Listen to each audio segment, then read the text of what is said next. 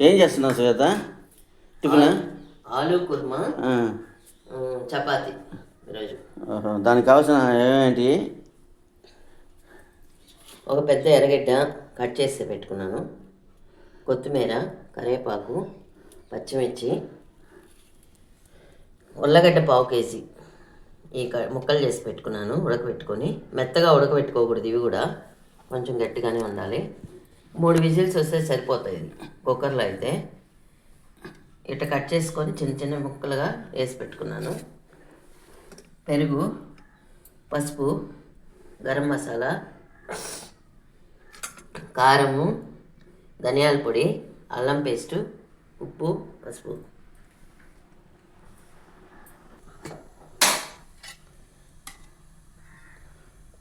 ఒక 3 స్పూన్లు ఆయిల్ వేసుకున్నాను. 2 యాలకులు, 2 లవంగాలు, చెక్క, ఎర్రగడ్డ వేసేసుకోవాలి. ఎర్రగడ్డ, పచ్చిమిర్చి, కరివేపాకు, కొంచెం ఉప్పు వేసుకుంటున్నాను ఎందుకంటే యాగడానికి త్వరగా. కొంచెం పసుపు కూడా దీంట్లోనే వేసేసేయాలి. అల్లం పేస్ట్ కూడా పచ్చివాసన పోయే వరకు వేపుకొని వేగిన తర్వాత వేసుకునే వాసన పోయిందండి. ఇప్పుడు ధనియాల పొడి ఫ్లేమ్లో పెట్టుకొని పెరుగు,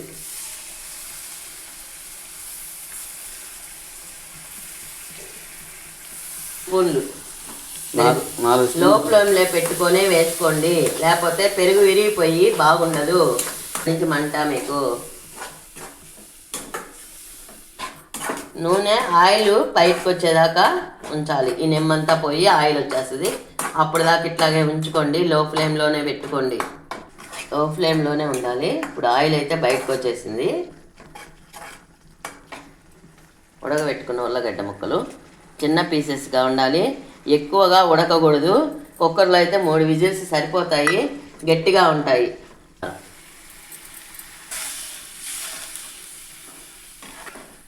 ఇప్పుడు గరం మసాలా కూడా వేసుకోవాలి.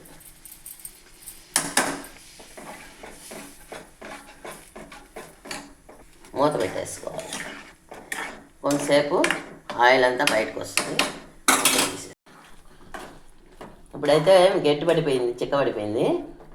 ఇలా ఉన్నప్పుడు దించేసుకోండి, లేకపోతే మళ్ళా గట్టిగా అయిపోద్ది. చపాతీలో కరెక్ట్గా ఉంటుంది.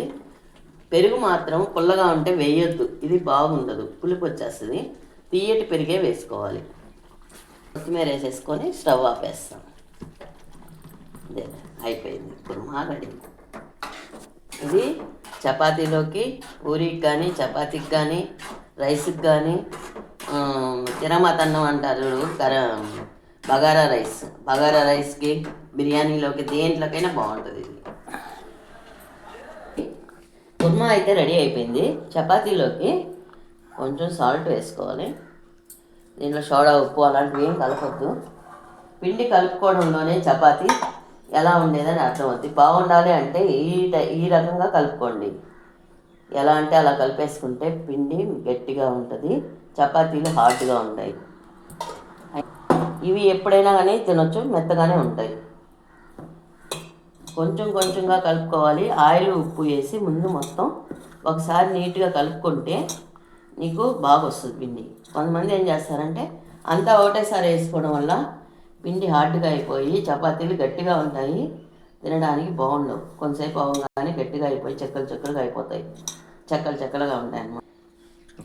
కొంచెం కొంచెం వాటర్ వేసుకుంటూ కలుపుకోండి, బాగా వస్తుంది.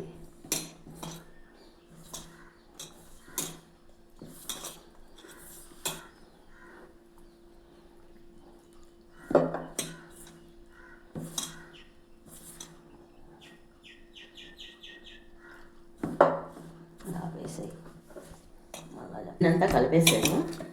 కొంచెం కొంచెం వాటర్ వేసుకుంటూ కలుపుకుంటే మీకు మెత్తగా వస్తుంది. ఏం నానబెట్టవలేదు, వెంటనే చేసేసుకోవచ్చు. మెత్తగా ఉంటాయి, సాఫ్ట్గా. సాయంత్రం వరకైనా బాగానే ఉంటాయి. ఇప్పుడు కలిపేసాను కదా, చూడండి మెత్తగానే ఉందన్నమాట. ఇట్లా ఇప్పుడే చేసేస్తాను నేనైతే మైదా తీసుకుంటానండి రుద్దడానికి. గోధుమ పిండి అయితే ఎక్కువ పట్టుద్ది, అంతా పిండి పిండిగా ఉంటుంది కాబట్టి నేనైతే ఇట్లా తీసుకుంటాను. పెనం పెట్టుకోండి. దోశ పెనం వాడారంటే చపాతి దోశ రాదు. బాగా హీట్ వచ్చిన తర్వాత చపాతి వేసుకోవాలి.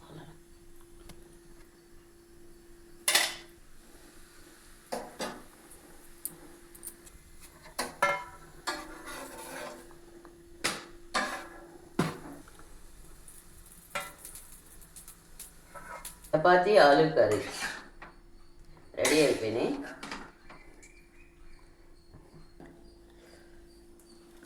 చపాతి, ఆలుగడ్డ కుర్మా,